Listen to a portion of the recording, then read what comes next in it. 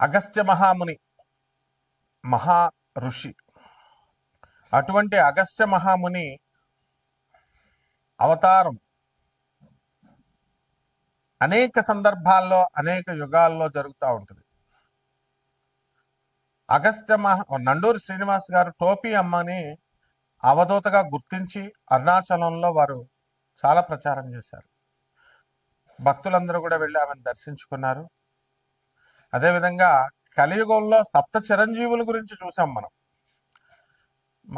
అలాగే ఆంజనేయ స్వామి వారి కదలివనంలో హిమాలయ పర్వతాల్లో ఉంటారని చూసాం. అలాగే దత్తావతారాలను చూసాం మనం. కాశీనాయన గారు, నాంపల్లి బాబా గారు, తాజుద్దీన్ బాబా గారు అవతారాలు చూసాం. అలాగే ఇప్పుడు కూడా ప్రజెంట్ మనకి ఎన్నో జిల్లాలలో మనం ఈ యొక్క దత్తావతారమూర్తులను మనం చూస్తున్నాం. అలాగే అగస్త్య మహాముని సాక్షాత్తు మహావతార్ బాబాజీ గారికి ఆయన క్రియాయోగాన్ని బోధించారని విన్నాం. మళ్ళీ ఆ అగస్త్య మహాముని కలియుగంలో ఈ 2025 సంవత్సరంలో రావులపాలెం గ్రామంలో దిలీప్ శర్మ గారిగా అవతరించారు. వారు చిన్న వయసు నుంచే మరి మీడియా రంగంలో ఉంటూ ప్రజలందరినీ కూడా ధార్మికంగా ముందుకు తీసుకెళ్తూ తనదైన శైలిలో వారు తీసుకెళ్తున్నారు. అదేవిధంగా సాక్షాత్తు జగద్గురు అయినటువంటి దత్తాత్రేయ స్వాముల వారు మరి మనందరికీ తెలుసు గాణగాపురంలో నిత్య నివాసిగా ఉన్నారు. వారు కలియుగంలో బిహెచ్ఎల్లో గురునాథ శర్మ గారిగా కటిక బ్రహ్మచారి అవతారంలో ఇప్పటికి కూడా ఇంకా పెళ్లి చేసుకోలేదు ఆయన. ఆ అవతారమూర్తి దత్తావతారమూర్తిగా వెలిశారు. ఇలా ఎంతో మంది మహానుభావులు ఉంటారు. అటువంటి గురుమూర్తుల పాదాలకు నమస్కారం చేస్తూ మనం ఇప్పుడు శుక్రమూఢము నడుస్తుంది. ఈ శుక్రుడు మంచిగా ఉంటే ఏమిటి, అస్తంగత్వం పొందితే ఏమిటి, మూఢాల్లో శుక్రుడి యొక్క ప్రవర్తన ఎలా ఉంటుంది, వాళ్ళు ఇచ్చేటటువంటి రిజల్ట్ ఎలా ఉంటుందో మనం తెలుసుకుందాం. మనకి 11 డిసెంబర్ 2025 సంవత్సరం నుంచి ఇంకా నవంబర్ అని కొంతమంది చెప్తున్నారు. మొత్తం మీద రవి 14వ తేదీ తర్వాత ప్రతి నెల మారతాడని మనకు తెలుసు. 2025 సంవత్సరం ఇప్పుడు ప్రస్తుతం 14 తర్వాత మకర సంక్రాంతికి 14 జనవరికి మనకి 2026 సంవత్సరంలో మకర రాశి ప్రవేశం చేస్తాడు. అలాగే 14 డిసెంబర్కి ధనుసు రాశి ప్రవేశం చేస్తాడు. అంటే ప్రస్తుతం మనకి రవి ఎక్కడున్నాడండి? మనకి వృశ్చిక రాశిలో ఉన్నాడు. కుజ, బుధ, శుక్రులు ముగ్గురు కూడా మనకి వృశ్చిక రాశిలో ఉన్నారు. దానివల్ల మనకి ఏం జరిగిందండి అంటే మనకి అస్తంగత్వ దోషం పట్టింది శుక్రుడికి. అస్తంగత్వ దోషం శుక్ర మూఢమి అంటాం. రవి శుక్రుడితో కలిస్తే మూఢమి, శుక్ర మూఢమి. శుక్రుడు మూఢంలోకి వెళ్తే మనకు ఇవ్వాల్సినటువంటి భౌతిక సుఖాలన్నీ కూడా మనం కోల్పోతాం. ముఖ్యంగా స్త్రీలందరూ కూడా మూడీగా తయారవడం, భర్తలతో మాట్లాడకపోవడం, భర్తల్ని వేధించడం, అత్తగారులు, తల్లి, స్త్రీలంటే అందరూ ఇంకా ఎవరో ఒకళ్ళ పరంగా మొత్తం 12 రాసుల వారిని కూడా ఇబ్బంది పెట్టడం అనేటటువంటిది జరుగుతుంది. అందువల్లనే మనం ఏం చేస్తామంటే వివాహాలు, శుభముహూర్తాలు ఇవన్నీ కూడా మనం మానేస్తాం. పిల్లల సంతానాన్ని కూడా మనం గర్భాధాన ముహూర్తాలు, శోభనాలు ఇవి చెయ్యం. కనీసం ఎంత స్ట్రిక్ట్ అంటే మరి కనీసం పెళ్లి చూపులకు కూడా వెళ్ళాం. ఆ విధంగా గోదావరి జిల్లాల్లో మాకు చాలా పట్టింపు ఉంటుందన్నమాట.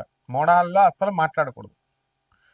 మరి అటువంటి శుక్రుడు మనకు కనుక మంచిగా ఉంటే సంపదలను ఇస్తాడు, పెళ్లి కానిటువంటి వాళ్ళకి పెళ్ళిళ్ళు చేస్తాడు, సంతానాన్ని ఇస్తాడు. మరి అలాగే చక్కగా ఆయన వాహన యోగాలను ఇస్తాడు, ఏసీ రూములను ఇస్తాడు, ఇల్లులను ఇస్తాడు, అన్నీ ఇస్తాడు. శుక్రుడే బలం తగ్గిపోతే ఇంక మనకేం ఉంటుందండి ఇప్పుడు. కాబట్టి మళ్ళీ ఆ శుక్రమూఢం ఎప్పుడు దాకా పోతుంది? ఫిబ్రవరి 1వ తేదీ 2026 సంవత్సరం వరకు కూడా శుక్రమూఢం ఉంది మనకి. కాబట్టి ఆల్ శుభముహూర్తాలు బంద్. లాస్ట్గా అన్నప్రాసన కూడా చేయరు, గుండులు గీయించుకోరు, గడ్డాలు కూడా గీయించుకోరు. ఏదైనా దేవాలయాలకు వెళ్తే తలనీలాలు కూడా ఎవరు అంత స్ట్రిక్ట్గా ఫాలో అవుతారు గోదావరి జిల్లాలో. మా గురువుగారు అయినటువంటి రావులపాలెంలో ఉన్నటువంటి దిలీప్ సి శర్మ గారు, మరి వారు కటిక నిష్ఠా పరులు. అలాగే వైవిఎస్ గిరిరావు గారు గుంటూరు జిల్లా, ఆయన కూడా రోజుకు 2 పూట్ల ఉపాసన చేస్తాడు.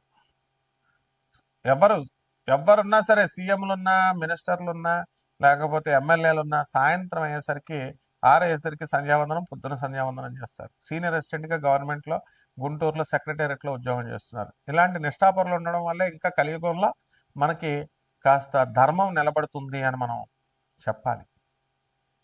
ఆ విధంగా శుక్రుడు మనకి ఈ సంపదలను ఇచ్చేటప్పుడు 12 రాశుల వారికి విచిత్రంగా ఒక్కొక్కరికి ఒక్కొక్క ఫలితాన్ని ఇస్తాడు. తర్వాత 2026 సంవత్సరంలో ఫిబ్రవరి 1వ తేదీ దాటిన తర్వాత మరి శుభముహూర్తాలు ఇస్తారు. దీని అంతటికీ కూడా కారణం ఏమిటి? మరి ఇప్పుడు కూడా ఈ శుక్రమూఢములో మనం సమంత గారు, అందాల నటి, తెలుగు యువకుల హృదయాల్లో మరి కలల రాణి, అటువంటి సమంత, హీరోయిన్ సమంత ఈ శుక్రమూఢంలోనే పెళ్లి చేసుకుంది డిసెంబర్ 1వ తేదీన. మరి ఆమెకి తెలీదా? ఆమె దగ్గర పండితులు లేరా? అలాగే బాలకృష్ణ గారు అఖండ సినిమాని రిలీజ్ చేసుకున్నారు. ఎప్పుడు మనం అది అనివార్య కారణాల వల్ల ఆగిపోయింది. ఎందువల్లంటే సాక్షాత్తు పరమేశ్వరుడు, బాలకృష్ణ గారు పరమేశ్వరుడు అవతారం, అఘోరిగా యాక్టింగ్ చేయడం కోసమే శివుడు అవతారం వేసుకొని వచ్చినంత ఇదిగా ఆయన యాక్టింగ్ చేశారు. అలాగే శ్రీనివాసుడు, వెంకటేశ్వరుడు, తిరుమల వెంకటేశ్వరుడు బీబీ నాంచారమ్మను పెళ్లి చేసుకున్నాడని మనం విన్నాం. మీనరాశి, ఈ మీనరాశి వారికి అందరికీ కూడా ఏలినట్స్ అని జరుగుతుంది. అసలు మీనరాశి అంటేనే దర్జా, బ్రహ్మాండంగా మీకు ధూమ్ధామ్గా మీ జీవితం వెళ్ళిపోతుంది.